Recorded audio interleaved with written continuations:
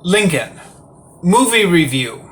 So this is one of my so-called scripted review series in which I take a review that I wrote years ago on my weblog and try to make it into a YouTube video for whatever that may or may not be worth. Today I'm doing Lincoln. Now, there's a few different movies by the name Lincoln, but this is the most recent one, the one that came out in 2012, the one that was directed by Steven Spielberg. And I'm going back to my original review of that from February in 2013.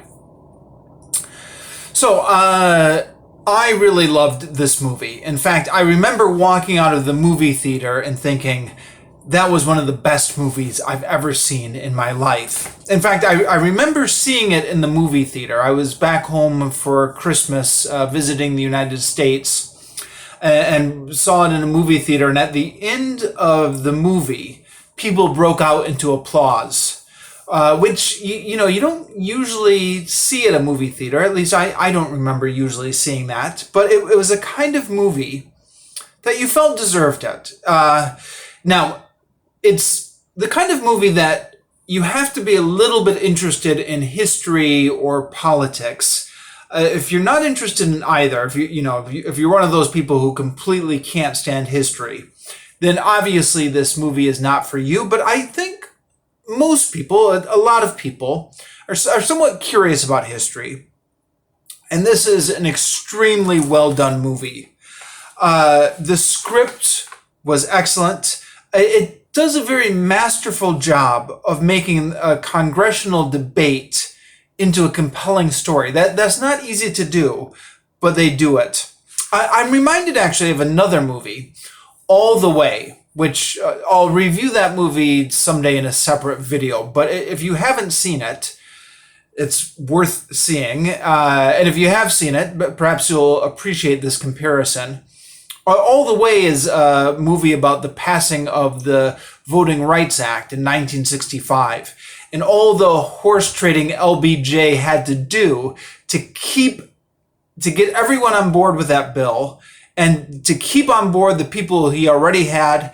We're still getting new people on board and to just manufacture this very fragile coalition so he could get this bill passed through Congress. This is a very similar film, except this is about the 13th Amendment, with Lincoln and his aides just trying to keep everybody on board and get new people on board without losing the old people as they try and guide this bill through passage. Sorry, not this bill, guide this amendment through the Congress. The script does a very good job of conveying information in an economic way. This is one of those movies where if you don't pay close attention, you will miss things. And I mean that as a compliment to the movie. It's a movie that rewards you for paying attention. It's not one of those movies that encourages you to turn your brain off. It doesn't talk down to you. It's a movie that makes you feel more intelligent as you watch it. And the acting is great. Daniel Day-Lewis is amazing. I mean, everybody's already said he's amazing, so I don't really have that much to add to it. But it's very much an ensemble cast. Tommy Lee Jones, James Spader, David Stratham, who I've been seeing more and more of, but I think at the time I saw this movie, I primarily knew him from Good Night and Good Luck. John Hawkes from the Deadwood series, Jared Harris, who I knew from Mad Men at the time I saw this movie, people I didn't even recognize until the movie was over, like Joseph Gordon-Levitt. I didn't even realize that was him until the credits. So it's an excellent script and it's excellently acted and directed. Now, I'm going to maybe spend the rest of this review getting into nitpicks about the historical accuracy of this. And I want to preface this by saying, well, there are some people who just don't care. And whenever Hollywood makes a movie, they say, well, people don't really care about the history. But I think those people are in the minority. I think most people care a little bit, or at least are curious about what the historical accuracy is. Now, my general rule of thumb, and this is just my rule of thumb, so you can disagree with it, but this is how I tend to judge these things. If it's a movie that's pure spectacle, for example, Braveheart or Spartacus or Gladiator, the Russell Crowe movie, something where you're just supposed to enjoy the battle scenes and the love story, and you're just supposed to get sucked into the emotion, then the historical accuracy is less important to me. I mean, I realize Braveheart and Spartacus and Gladiator are very low on the historical accuracy scale, and I don't care. I love those movies anyways. But if it's a movie that's less spectacle and more content, then historical accuracy becomes more important to me. For example, well, not for example, case in point, if I were to find out that most of this movie about Lincoln trying to pass the 13th Amendment and all the people he had to persuade, if I were to find out that that was not very historically accurate, that would diminish my enjoyment of the movie. Of course, I already saw the movie, and I enjoyed it immensely. So I suppose it would only diminish my enjoyment in retrospect, which, I don't know. It brings up an interesting discussion about, if you really love a movie and then later you find out it's not historically accurate, does that erase the 2 hours that you already spent completely immersed in the movie? Or, do you have to give the movie credit for still entertaining you? At the very least, it would diminish my enjoyment of rewatching the movie. So to that end,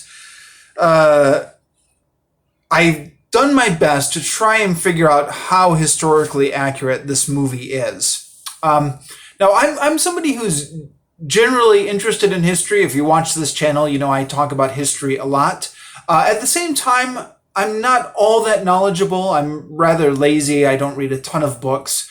And this, the passage of the 13th Amendment, or kind of the Lincoln administration in general, aside from the schoolboy knowledge that we all pick up in schools, I don't really know a lot about it.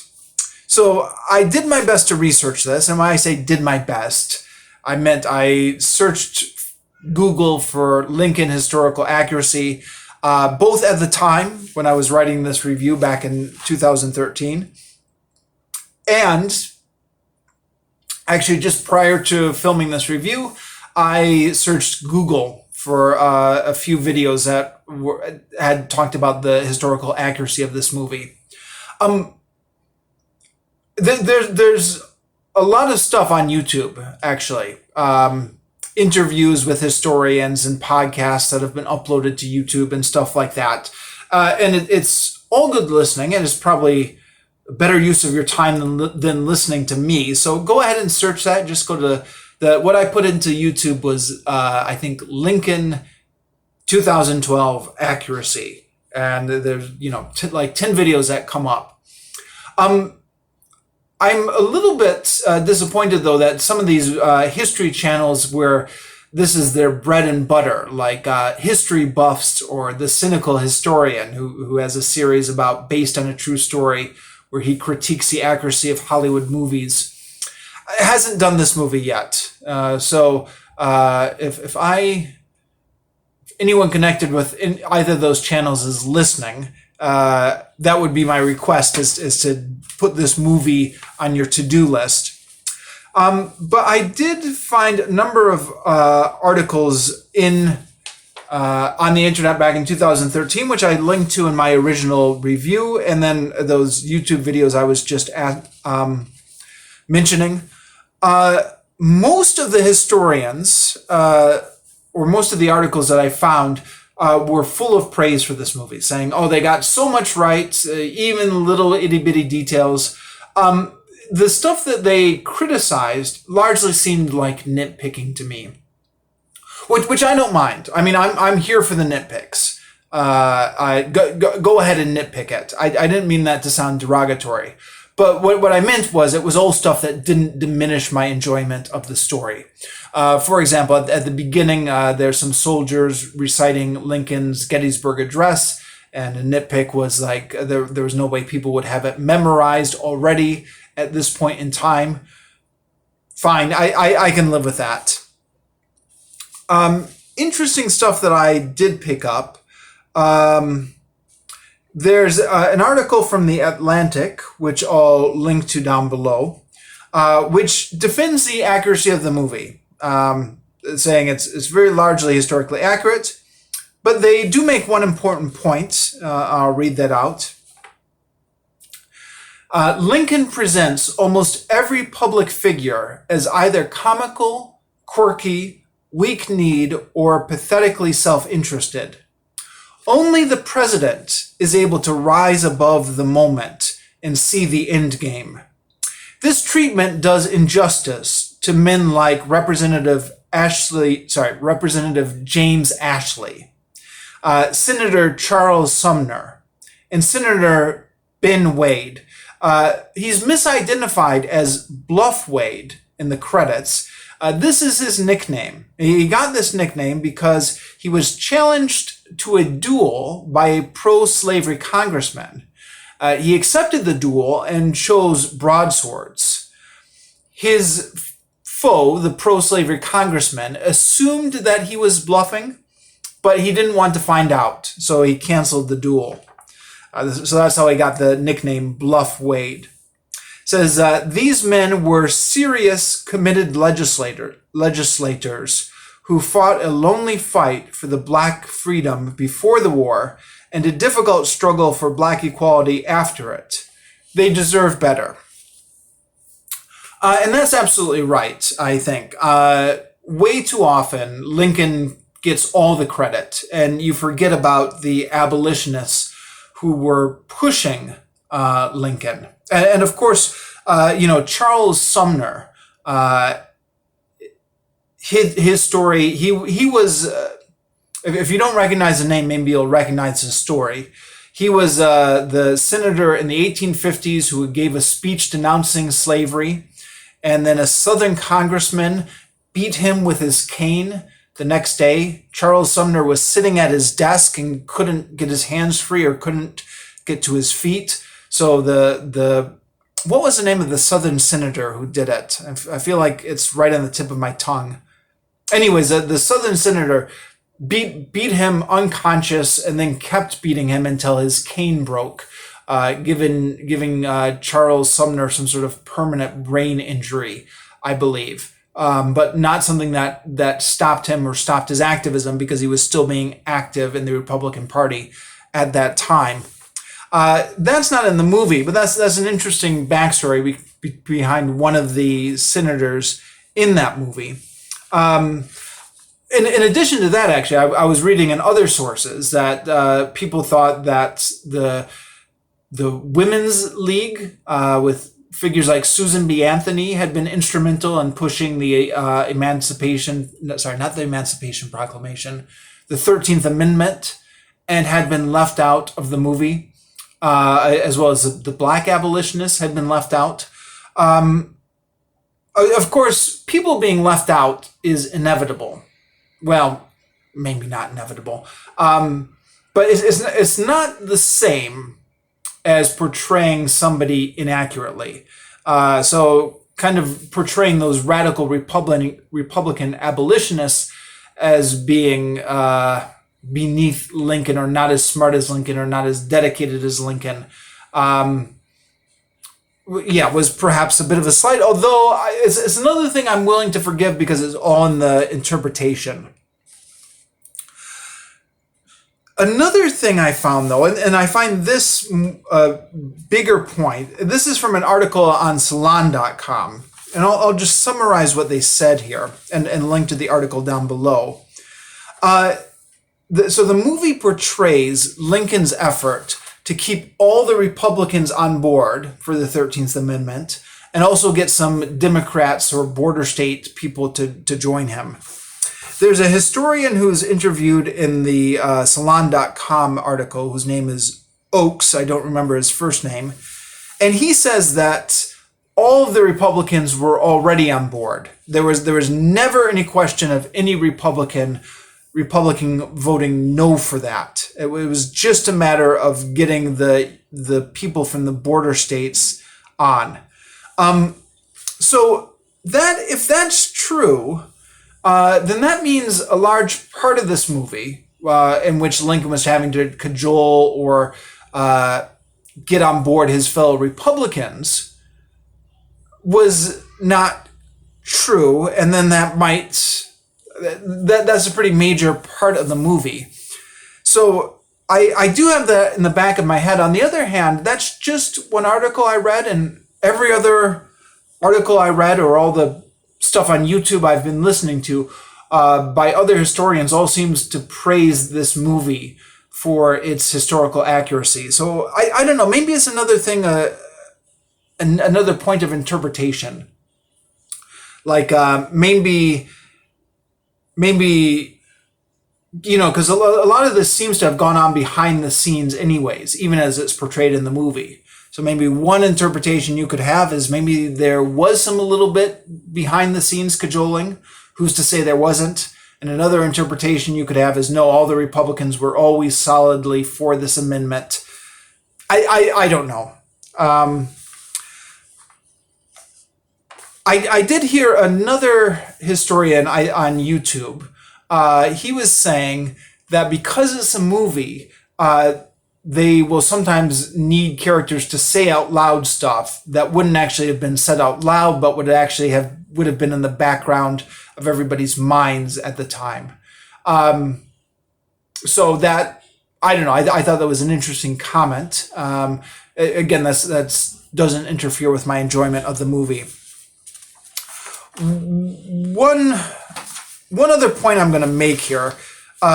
This ties in with a book I've reviewed on this channel before, which is Flashman and the Angel of the Lord by George MacDonald Fraser, part of the Flashman series. Which, if you've seen my reviews, or if you're familiar with the series, you know that Flashman is a historical fiction which integrates real historical characters into the fictional Flashman story.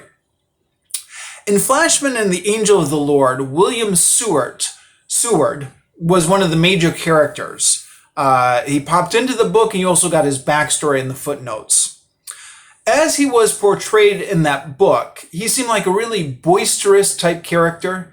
You know, like the kind of politician you imagine with a cigar and brandy and slapping people's back and guffawing and stuff like that. A very large belly, or you know, that kind of image of like a New York politician. If I'm at all conveying anything by that description, that's how he came off in the Flashman book. And of course, in the Spielberg Lincoln movie, he was portrayed by David Stratham. And he comes off as a very dignified sort of New England patrician, taciturn figure, completely the opposite portrayal than in Flashman. And I wasn't quite sure which one was accurate because, I mean, on the one hand, Lincoln is a Hollywood movie, but on the other hand, the Flashman is a historical fiction book, and sometimes those Flashman books can take some liberties. However, in the years since, I've since read a different history of this period called A World on Fire by Amanda Foreman, which I'll talk about on a different video on a different day, but I recommend it. But that book is more of a history. It's a popular history, but it's a history book. And the portrayal she gives of Seward is of the loud and boisterous politician type. So it looks like the portrayal in Flashman was more accurate, and the portrayal in the Spielberg Lincoln movie made him look a little bit more taciturn or dignified than he actually was. Either way, though, something which is interesting to note, which you can get either from the Flashman book or from the Amanda Foreman book, and something I didn't realize is Seward was the one who was supposed to win the election in 1860. He was like the favored person on the Republican side who was going to win the Republican nomination. And this had long been expected that this would be his turn. And then Lincoln came out of nowhere, came from obscurity to prominence very quickly, and ended up getting the nomination instead of Seward. So it's interesting to have that historical context in mind when you're looking at the movie and looking at the relationship between Lincoln and Seward, how faithfully Seward served Lincoln, even though he perhaps had every reason to be bitter, thinking Lincoln had stolen the presidency from him or stolen the Republican nomination from him in 1860.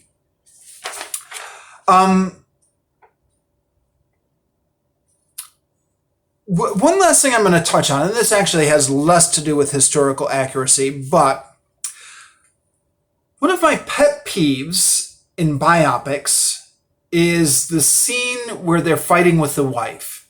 Seems to show up in every biopic. I don't know why.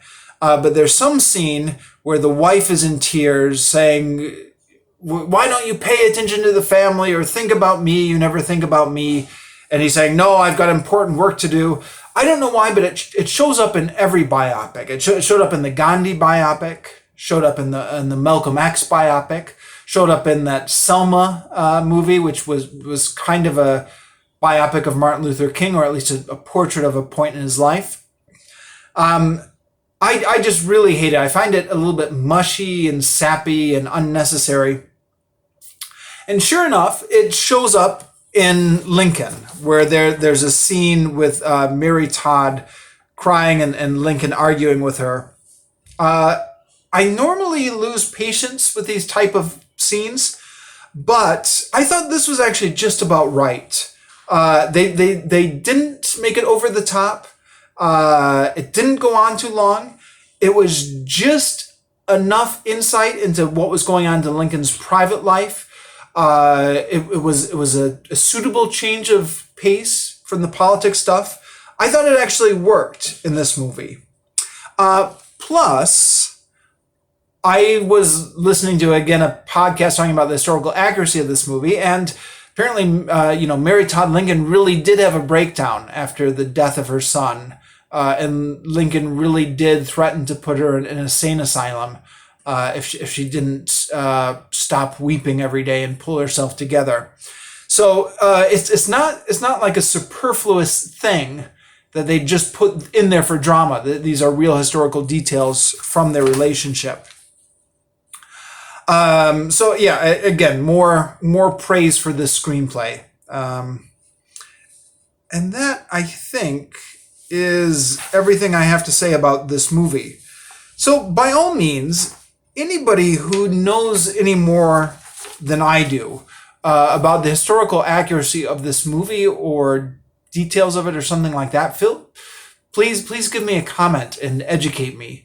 But yeah, I'm going to finish off here and just say that this is one of the best movies I have ever seen in my life. And if you haven't seen it, it's highly recommended.